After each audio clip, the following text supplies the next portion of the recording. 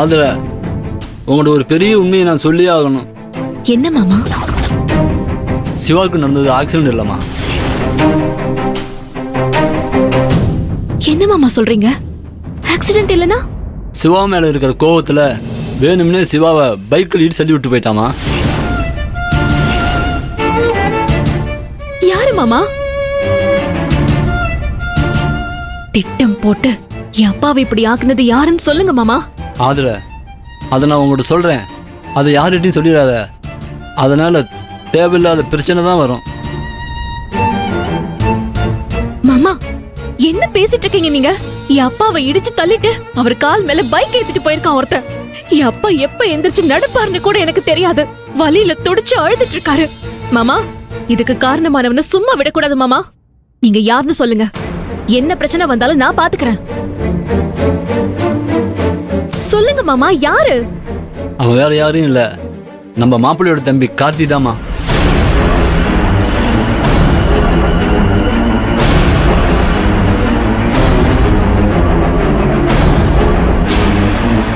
கார்த்தியா? ஆமா அதுல நம்ம கார்த்தியா அப்பாவை ஆக்சிடென்ட் பண்ணது? ஆமா. தேவாவை போய் பார்த்துட்டு வந்ததுக்கு அப்புறம் பணத்துக்கு வேற என்ன வழி, 10 லட்சத்தை எப்படி புரட்டணும்னு யோசிச்சு சிவா ரொம்ப கவலைப்பட்டு இருந்தாருமா. அவரால் கடையில் கூட இருக்க முடியலம்மா. அப்பதான் என்கிட்ட சொல்லிட்டு வீட்டுக்கு கிளம்பினாரு. சிவா அந்த பக்கம் போனதும் இந்த பக்கமா கார்த்தி வந்தாமா. கார்த்தி வந்து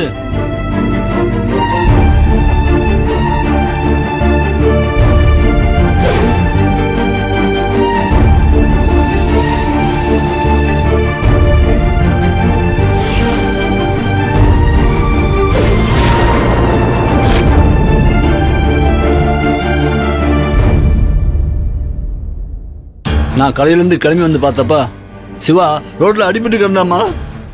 கார்த்தி அங்கேருந்து பைக்கில் கிளம்பி போனாமா. கார்த்தி பைக்கிலேருந்து இறங்கி வந்து கூட சிவாவை பார்க்கலாமா. அவன் பாட்டுக்கு போயிட்டான். சிவா குப்புற விழுந்து கிடந்தாருமா. வழியில் துடிச்சிட்டு இருந்தான்.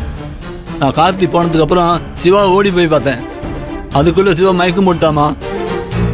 சிவா கார்த்தியை பார்க்கலாமா. மாமா நீங்க நல்லா பாத்தீங்களா? அது கார்த்தி தானா? ஆமா அதுல. அப்ப அங்க வேற யாராவது இருந்தாங்களா? இல்லம்மா. மாமா கொஞ்சம் நல்லா நிதானமா யோசிச்சு சொல்லுங்க மாமா. இதுல யோசிக்கிறதுக்கு ஒண்ணுமே இல்லை அதுல. அது ஆள் யாரும் இல்லாத தெரு.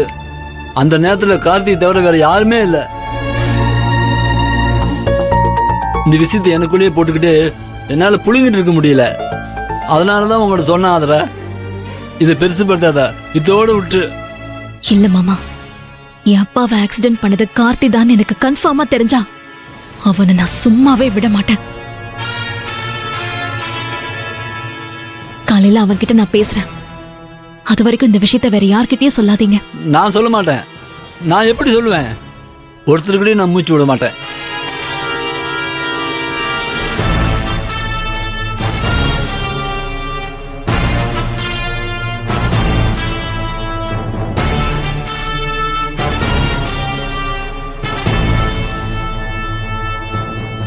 கார்த்தி தான் ஆக்சிடென்ட் பண்ணானா? இந்த ஒரு விஷயம் போதுண்டி, இத வச்சு உன்னை வாழ விடாம பண்ணிருவேன். காலையில கார்த்தி மேல போலீஸ்ல கம்ப்ளைண்ட் கொடுக்கறேன். இப்ப கார்த்தி எங்க இருந்தாலும் காலையில போலீஸ் ஸ்டேஷன் லாக்அப்ல இருப்பான்.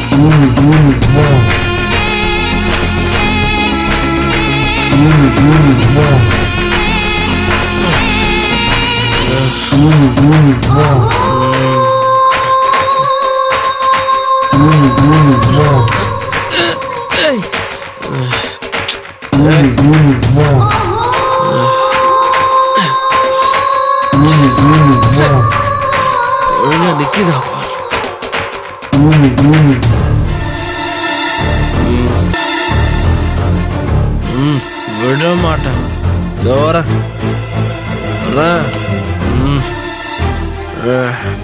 அண்ணே சூகுறியா? என்னோட வாழ்க்கைய குழி தோண்டி புதைச்சிட்டு நிம்மதியா தூங்கிட்டு இருக்கியா? விட மாட்டேன். உன்னை நான் சும்மாவே விட மாட்டேன். வா, உன்னை நான் சும்மா விட மாட்டேன். வெளியே வா. வா. யார் இந்த நேரத்துல கத்திக்கிட்டு இருக்கா? விட மாட்டேன். இவனா குடிச்சிட்டு வந்திருக்கான். விட மாட்டேன். நான் மட்டும் பழைய மெக்கானிக்காவே இருக்கணுமா? சின்ன மருமகனே, ஏய், வாடா வாடா. யாரது? நான் தான்டா உன் அத்தடா. அத்தை, நீ நகரு. இந்த வீட்டுல குத்து விளக்கேத்த வந்த குலதெய்வம் எங்க? கூப்பிடுங்க, வெளியே கூப்பிடுங்க. டேய், டேய், சின்ன மருமகனே, நான் சொல்றது கொஞ்சம் கேளு. ஐயோ, நீ கூப்பிடு, நான் விடவே மாட்டேன். என்ன ஆனாலும் சரி. நீ விடாத. அதத்தான் நானும் சொல்றேன். உன் அன்னிக்காரி இருக்காளே, அவளை பத்தி நான் என்னன்னு சொல்றது? என் வயசுக்கும் அனுபவத்துக்கும் இப்படி ஒரு சாகசக்காரிய நான் பார்த்ததே இல்லடா. இங்க பாரு, எல்லாருக்கும் ஒரே ஒரு நாக்குன்னா உன் அன்னிக்காரிக்கு மட்டும் 1000 நாக்கு. ஆளுக்கு தகுந்த மாதிரி பேச்சு, ஆளுக்கு தகுந்த மாதிரி நடிப்பு. எப்பா எப்பா எப்பா எப்பா, கண்ணை சிமிட்டுறதுக்குள்ள எத்தனை அவதாரம் எடுக்கிறா தெரியுமாடா அவ? இத பாரு, அவ உண்மையிலேயே மனசு வச்சிருந்தா உனக்கு 2 லட்சத்தை நீ கேட்ட அன்னைக்கே கொடுத்திருக்க முடியும். பிரபு கிட்ட சொல்லி உனக்கு பணத்தை கொடுக்க வச்சிருக்க முடியும். ஆனா வெளியில அவன் கிட்ட பணத்தை குடுங்க குடுங்கன்னு சொல்லிட்டு ரூமுக்குள்ள அவனுக்கு தலையெண்ண மந்திரம் போட்டு பணத்தை குடுக்க விடாம பண்ணதே அவதான். உன் அண்ணன் கோவக்காரன் தான். ஆனா அவன் மனசுல எதையும் வச்சுக்க மாட்டான். ஆனா இவ அப்படி இல்ல. உள்ள ஒண்ணு வச்சுக்கிட்டு வெளியில வேற ஒரு ஆட்டம் ஆடிக்கிட்டு இருக்கா. ஆனா உன் அண்ணன் அவளை தானே நம்பிக்கிட்டு இருக்கான். நானும் ஜாட மாடையா அவளை பத்தி சொல்லி பார்த்தேன். அவன் கேக்குற மாதிரியே இல்லையே.